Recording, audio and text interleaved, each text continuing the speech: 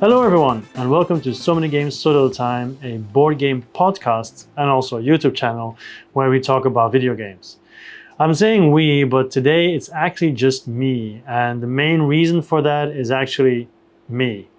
Evangelist is not here because I'm recording this at different locations where I have a little bit of time, and a green screen in this case, because I have so much to do these days. I am so incredibly busy.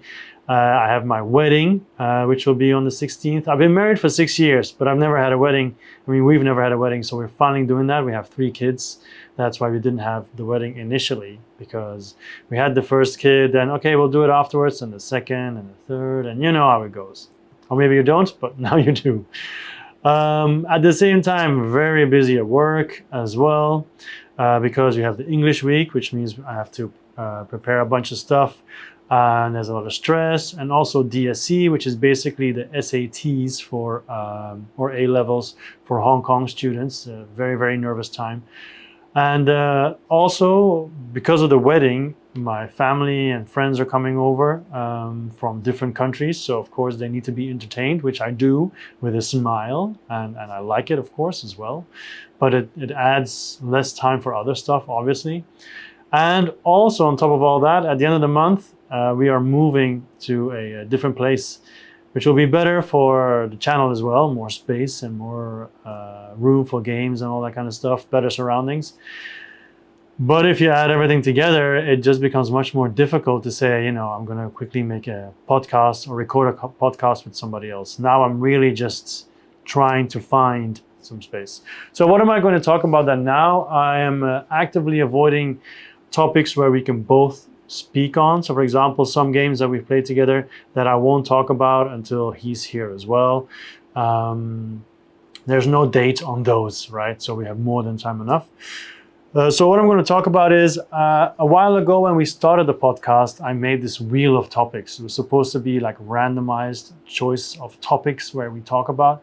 But now I just chose a couple of topics, which I'm going to talk about now. Once again, for the people listening, I'm using a green screen, so I will be putting pictures behind me, but you can always check it out on YouTube as well. Obviously, I will talk about it in a way that you can understand what it's all about. Okay, so in the wheel of topics, the first topic I want to talk about is I own this and you should too. So basically, a game that I feel is so good, I feel many, if not everyone, should own. And that game is Seasons. Now, there is a new game that has come out recently that is supposed to apparently challenges for the throne. I've forgotten the name now, but I'm looking it up in the background. I'll get it soon. But I'll talk more about that afterwards. Seasons is a game where you are a mage. Well, everyone is a mage, and you're in this mage competition. And you have 3 years to basically become the best. So what do you do each turn? Well, in the beginning of the game, you will draft. So everyone has 9 cards.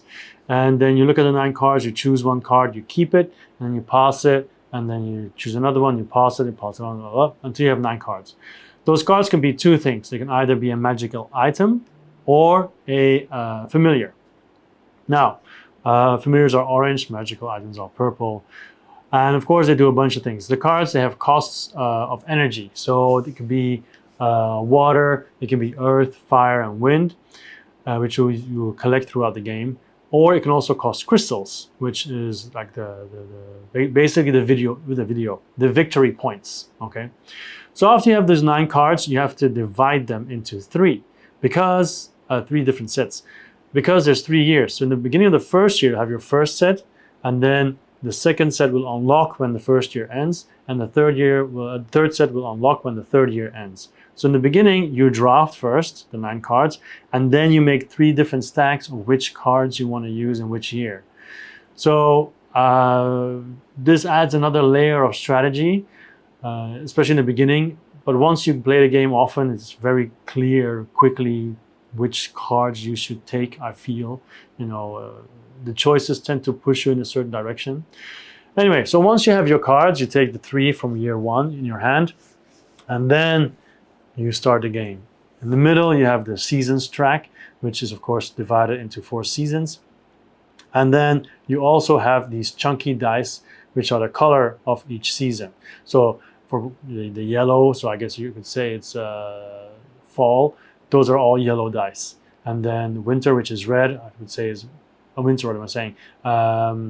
The red part, which would be summer, those are all red dice and so on. But they are big and chunky dice. They're so satisfying to roll. So you roll them, and on those dice, it will have energy. It will have transmutation icon, and it will also have your summoning gauge icon as well, and then also some crystal icons possibly. So basically, on your die, you're either going to choose a combination of all those things. So obviously, the energy, you just take it, you add it to your board. The summoning gauge is important because when you choose that, you get to move it one spot up. And then that means if your summoning gauge is 0, you cannot summon any cards. If it's 1, you can summon 1 card, and so on, so on, so on, maximum being 15. So you can summon at max 15 cards. And that's another thing. On the die, it can also be a card icon. So you have all that, right? And then you also have the transmutation. That means if you have some energy that you don't like, you can sell it. But of course, in certain seasons, some energy is rare, so you can get a lot of crystals for it. In other seasons, it's not as rare, so you only get like a tiny amount of crystals for it. So that's how the game goes. You roll the dice. There's 5 dice. If you play with 4 people, it's always player amount +1, and then you choose a die, next player chooses a die, and so on. And the last die that's remaining has pips on it on the bottom. I mean, they all have, but you look at the pips with the last die, it has 1 to 3. And depending on the number of pips, that is the amount you move the season marker forward. So if the die is always 3, 3, 3, 3, 3, the game will be over very quickly. But if it's 1, 1, 1, 1, 1, it's slower. So you can actually choose the tempo of the game, which I really love as well. Yeah, so what else can I say about this? The cards do all kinds of different things. You've got cards that mess with other people. You've got cards that increase all the things that you can imagine. You've got cards that will break the rules in some way. So suddenly, instead of maximum 7 energy, you can have 10 energy, things like that. You can play it on BGA because that's where I've been playing it recently. Yeah, it's a ton of fun. It used to be my #1 for the longest of times. I don't know, maybe 5 or 10 years even, until other games knocked it off. But I think it's a gem. It has a lot of expansion. Sorry, it has 2 expansions. And I would recommend them purely because they introduce more cards. The mechanics it adds on the side, I'm not really fond of. For example, you have the Destiny die, and then instead of rolling your own die, you can roll that die and collect some tokens, and get more points in the game. I think the base mechanics plus the expansion cards is more than enough. That would be perfect. So the game I was talking about that has recently released is the Veil of Eternity. People call it a little bit like a seasons killer because it's shorter, it's more efficient, but you do have short-term planning there, not long-term. So I think from the description, I mean, I already ordered it. It's coming. It's on the way. So I'm very curious. But from the description, I would think it's still both are warranted in your collection, to be honest, especially because one is short-term planning and the other is long-term planning. I think that already makes a huge difference. Anyway, so that is I own this and you should too, seasons. The next one I want to talk about is board game history. It's basically a story of my board game past that I feel is worth it to talk about. That's interesting enough to share. And that was a game of Great Western Trail. Now in Great Western Trail, I played with Teresa, who is in some videos on the channel. Was a 2-player game. And in Great Western Trail, you're basically herding cattle. You are moving all the way up to Kansas to sell the cattle. During the game, you can move a train forward to make sure your cattle gets to farther stations, which means more points. You can hire different people to make everything cheaper. Like if you hire is it farmers? I guess it's not farmers, deckhands or whatever. People to help you with your cows basically, then you will get a discount on that. If you hire engineers, it's easier to move your train around. If you hire carpenters, I believe, it's cheaper to build your buildings, because in the beginning of the game, the board has a lot of empty spaces that you can fill up with buildings and also hazards that will be added automatically throughout the game. And you collect different things, you sell your cows, you try to get as much money and points as possible. This is a very, very brief overview, okay? But I think it's a really, really good game. But what the story is all about is we play with the Railways of the North expansion, which expands the rail track a lot and adds a lot of different cities and routes to get there. So during this game, it was like 2 rounds still to go. And, you know, you couldn't really tell who was going to win. So it was a very interesting game. And I felt like, okay, I just need to get my train to Minneapolis. Then I'm going to get those 10 points, I think. And then I'm fine. Then I'm good. That's the only thing I have to do in the last 2 rounds, you know, just do normal stuff, but make sure that I get to Minneapolis because that's a bunch of points. It's important. Okay. So 1 round passes. All right. I still remember, okay, I have to go to Minneapolis. Cannot forget, you know, because the final round, I have to do it. Da, da, da, da, da. So we talk a little bit. I do my moves, and the game ends. And then we start adding up the scores. And it looks like it's going to be very tight. And it's like, okay, now let's add all the stations, points, and everything. And I look, and I add, and then I see I forgot to go to Minneapolis. The last couple of rounds, that was my only goal, 10 points. And I'm like, no, like I don't mind if I lose at all, but if I lose because of my own dumb mistakes, like a dumb mistake like that, then I get really annoyed at myself, of course, not at other people. But I'm like, no. But I mean, it was still early, you know. We're still adding the score. Maybe I might win anyway, you know. You never know. But suddenly, winning was more important because I don't want to lose because of that. So we add the points. Okay, da da da da da da da. Final score: Teresa wins by 1 point. 1 point. I just looked at Minneapolis and I was like, ah. And I think that's like 4 years ago, that game.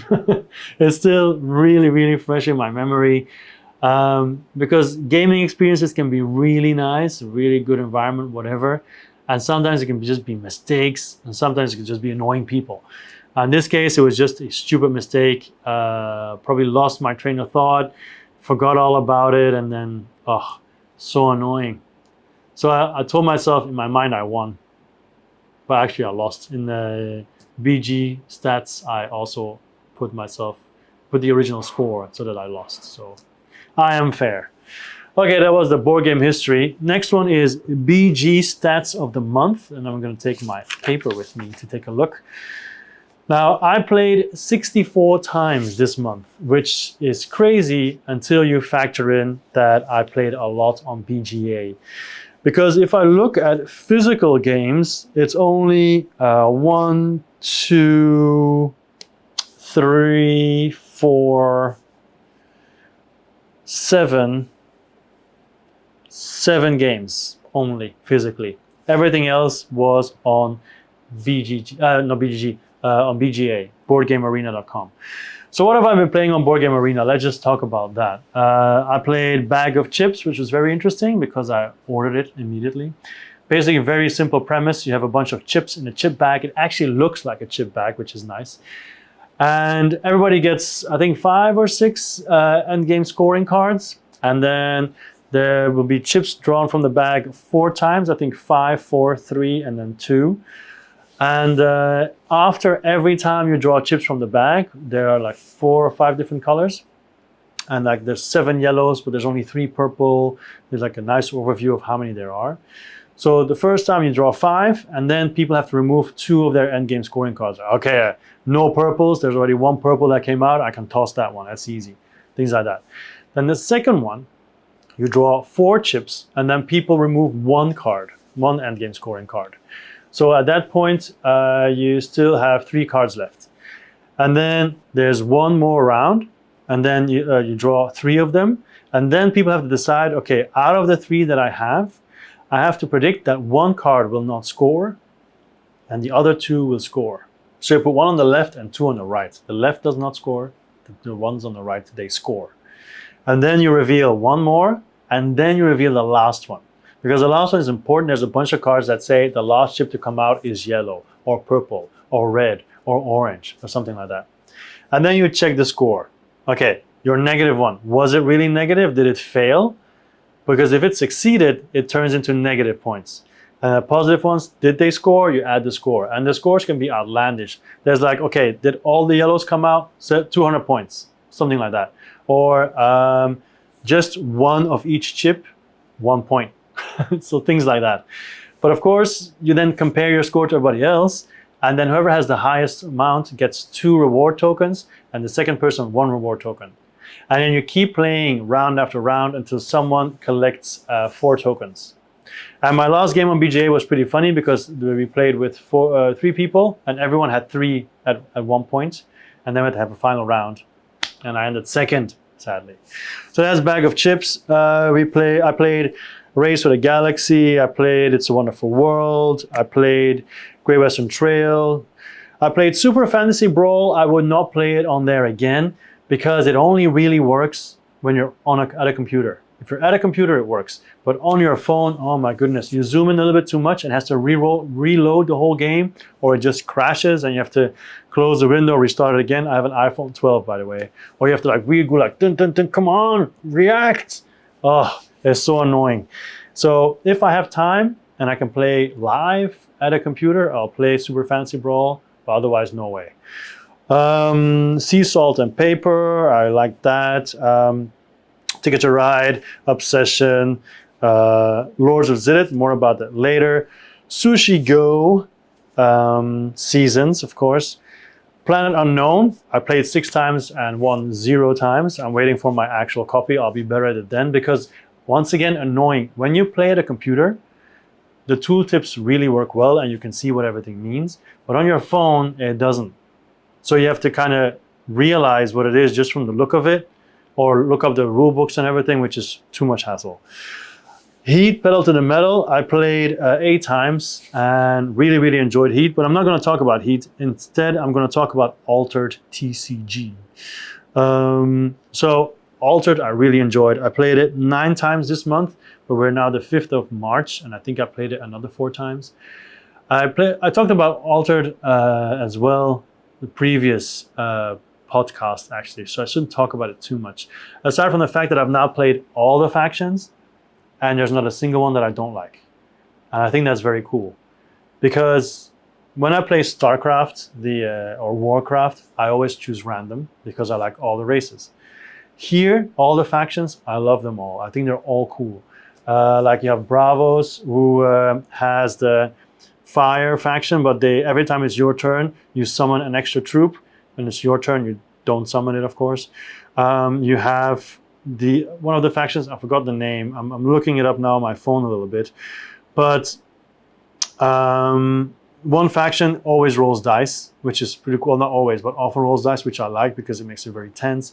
Another faction always summons 1 troop with the strength of 1, but then other troops can, empower it, make it stronger, and things like that. They're very mobile. Another faction, which is like the plant faction, they can root themselves, which means after the round, the cards don't go away, which can be a pain if you're fighting them. But you just have to find cards that sabotage, which will remove them anyway. So all those 6 of them. Now I played all of them multiple times. So here, I'm going to check in general because I was only checking this month now. So in general, I played Altered 16 times, right? And I played each faction at least once. And I've won once with each faction at least. Some of them I lost more with, but I mean, it just shows that, maybe it doesn't show that it's balanced, but it feels that you always have a chance to win no matter how you play. Now, these are just starter decks, okay? Will it change when the game actually comes out in June with all the booster packs and the rares and people are creating their decks? I think it might. It might be like, okay, you want to go for this unique or whatever and you'll get stronger, that's true. But I like the fact that the game is already good just with starters. And I think that's really, really important. Anyway, enough about BG stats. I'll move on from that. Also, by the way, before I say anything else, I'll put on the screen in YouTube my BG stats name. So if you want, you can come and join. And yeah, that's where you're going to have to find it. People who listen to the podcast. My name is Joachim, Joachim, Joachim, and then space SMGSLT. So many games, so little time. That's my handle. All right, so what else can we talk about? Because we are now at how many minutes exactly? I can't tell. 21 minutes, okay, so that's fine. Just Let Me Play, Man, is the game that I'm itching to play, and that is still Heat Heavy Rain. Although now, with the fact that the new game is coming out, The Veil of Eternity, once that arrives, I'll also be very hyped to play it. But Heat Heavy Rain, I have an episode now, a race on the YouTube channel where I play badly and I missed some rules because I kind of underestimated how many rules BGA takes care of. So I'm not used to remembering them. So I did some of them wrong. I'm not saying I would have won, because it seems in general they're two difficult maps. But I will say that my plan is to have a tournament, a championship soon with all the tracks. So I'm looking forward to that, and I will videotape that as well, record it. And knowing me, I'm probably going to give the cars some names instead of just legends. Like, for example, the red legend might be Charles Leclerc. And then the green legend might be Fernando Alonso. We'll see. Okay, even though they weren't alive during that time. Okay, so it's time to go. It means I'm not ending the podcast. It means which games have recently left or might leave my collection. So Frosthaven is leaving my collection without being played. Why? First of all, I am selling it roughly even because I bought it cheap, because now it's double the price on Amazon. But I'm also selling it with the insert cheaper than what I bought the insert for. So everything together is basically the same price that I bought it for. And also has the soul scenarios. So I'm selling it because I was put off by Gloomhaven through a bad experience. And I always said I'm going to go back to it. But I never did.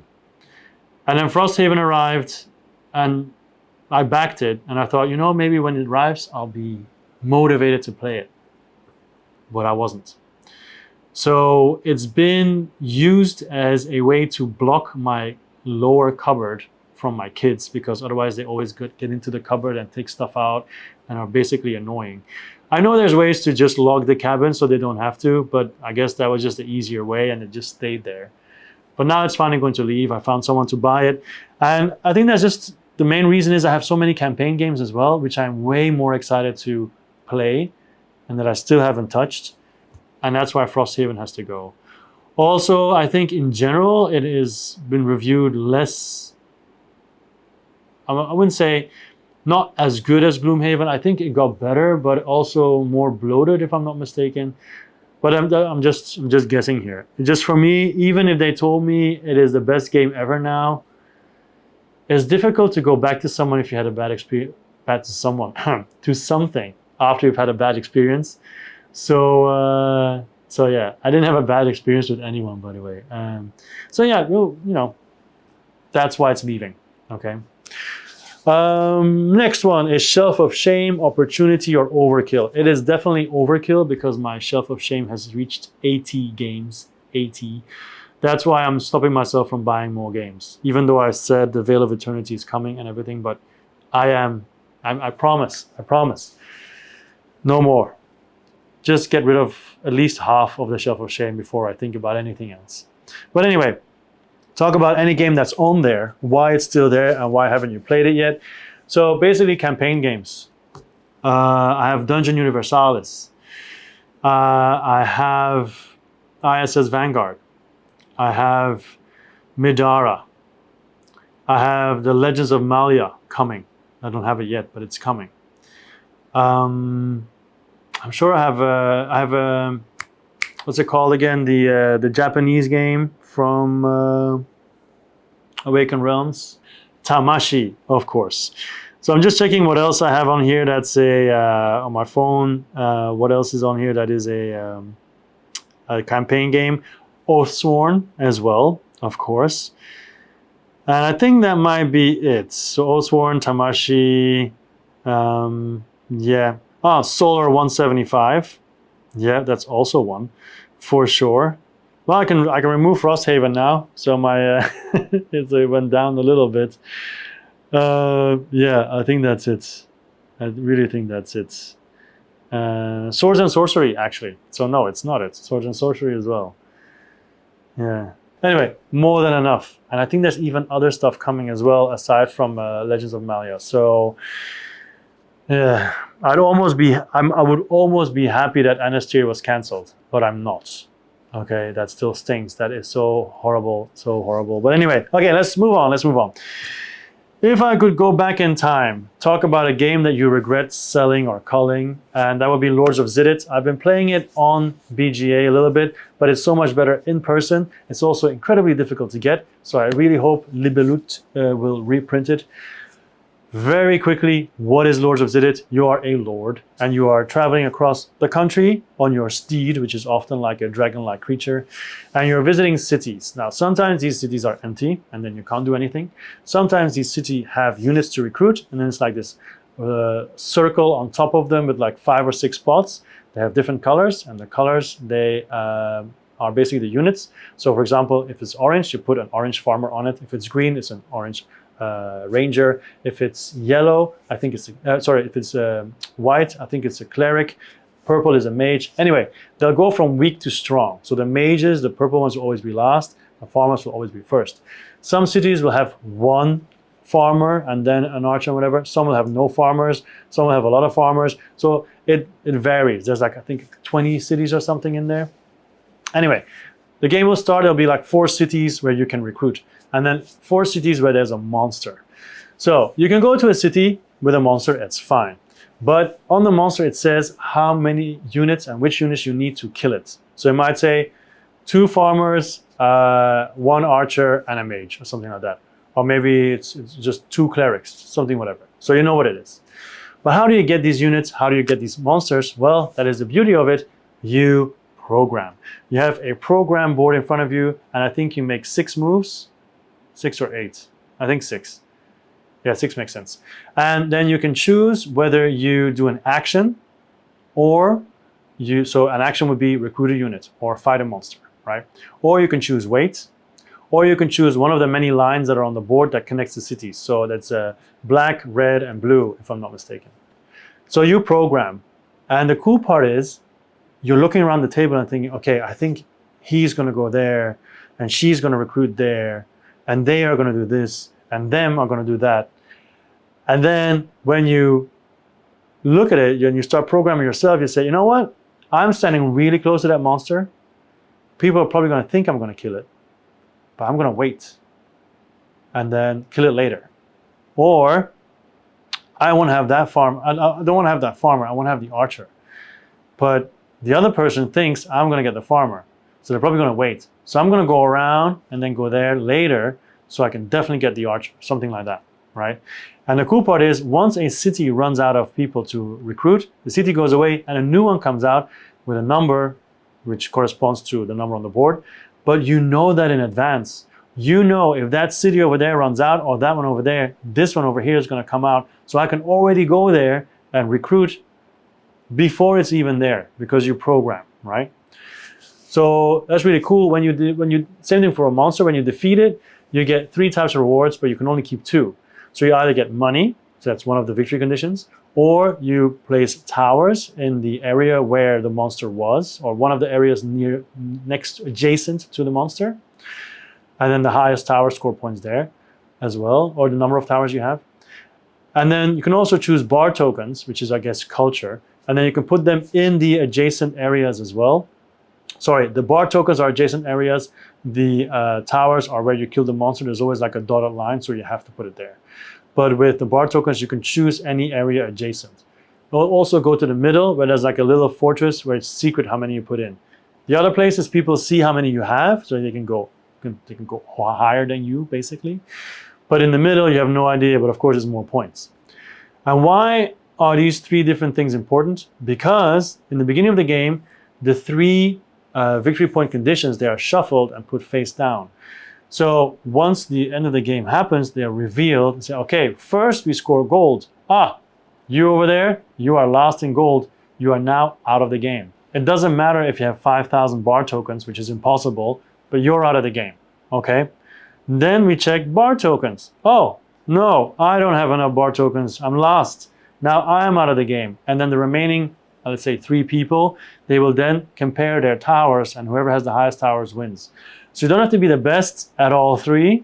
If you're lucky, that one thing that you're good at might win you the game. So I like that as well a lot.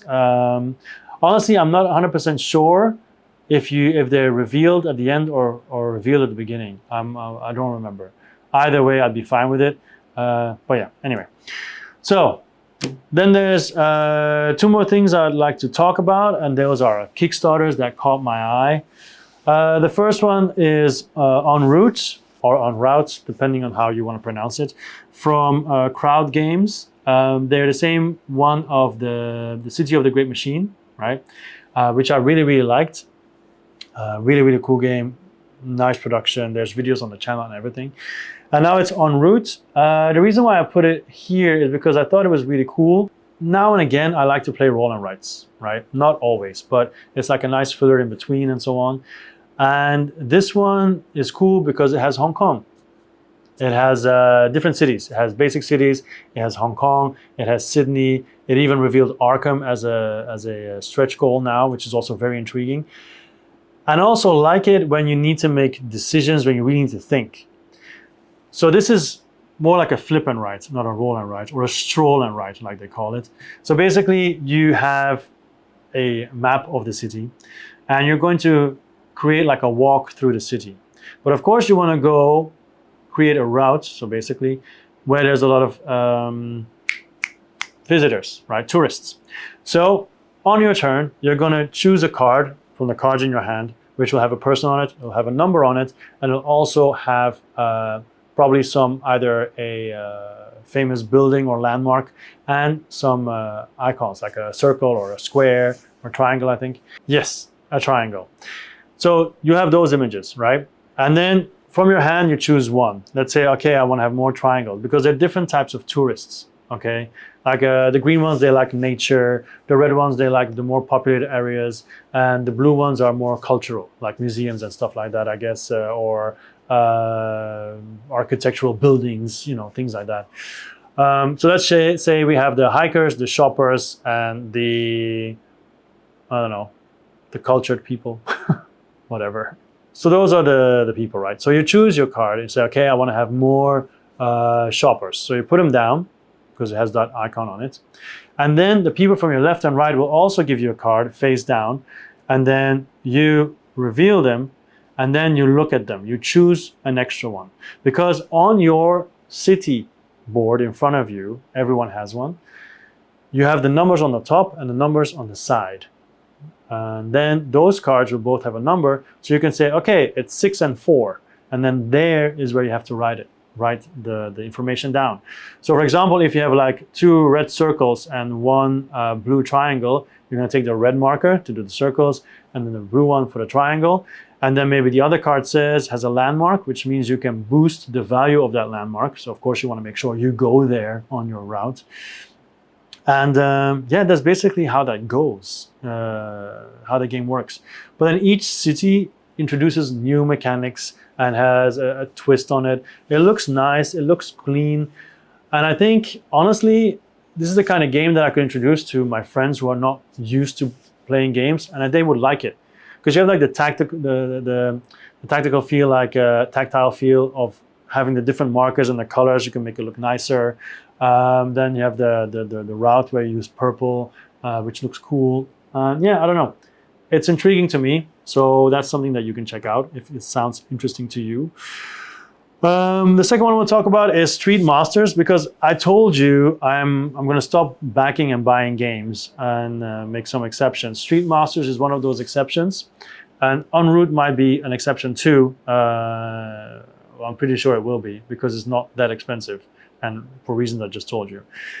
The reason why I back Street Masters is because my Indiegogo campaign of Street Masters was stuck in a warehouse for, I don't know, years now, a year or two, I'm not sure. And in the end, Blacklist Games, it's such an ironic name now, had to sell the IP to Steamforged, right? Also the people from Uthia, by the way. And they said, you know, we are going to ship all these pledges from the people who backed the Indiegogo campaign.